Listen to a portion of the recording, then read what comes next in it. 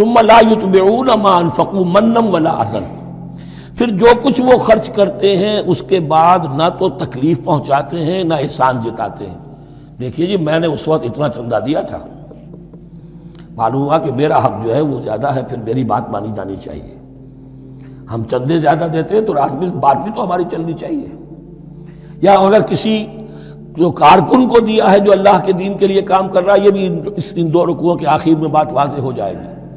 کوئی شخص اللہ کے دین کے کام میں لگا ہوا، آپ اس کو ساتھ تعاون کر رہے ہیں تاکہ وہ اپنی معاش کے اوپر اپنا وقت نہ لگائے، اپنا پورا وقت جو ہے وہ دین کی خدمت میں لگائے۔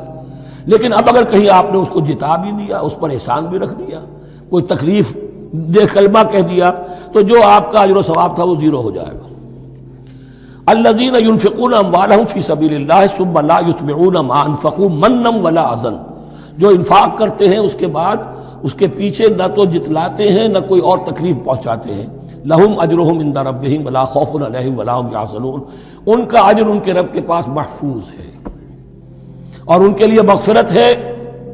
ولا خوف علیہم ولا هم یحزنون، ان کے اوپر نہ کوئی خوف ہوگا اور نہ کوئی ان کو حزن سے دوچار ہوں گے۔ قول معروف، بھلی بات کہنا، ومغفرہ اور درگزر کرنا، خیر بہتر ہے من صدقۃ، اس خیرات سے یتبعھا اذی، جس کے بعد کہ اذیت پہنچائی جائے۔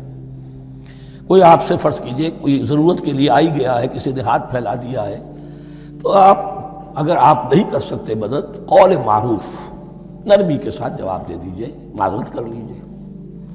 یا یہ ہے کہ اگر کسی سائل نے آپ کے ساتھ درستی کی ہے تو پھر بھی یہ ڈانٹیے نہیں، وَأَمَّا السَّائِلَ فَلَا تَنْهَرْ، پھر بھی یہ ہے کہ مغفرت، معاف کیجئے۔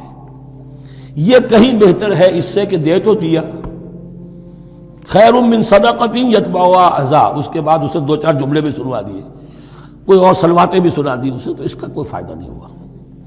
واللہ غنی حلیم، اللہ تعالیٰ غنی ہے اور حلیم ہے۔ یہ کیوں کہا گیا کہ تم اگر کسی کو دے رہے ہو تو اصل میں اللہ کو دے رہے ہو۔ ایک حدیث میں آتا ہے کہ اللہ تعالیٰ اپنے بندے سے شکایت کرے گا، اے میرے بندے تیرے پاس مال تھا، میں نے تجھ سے مال طلب کیا تھا، میں بھوکا تھا، میں نے تجھ سے روٹی مانگی، تو نے مجھے کھلایا نہیں۔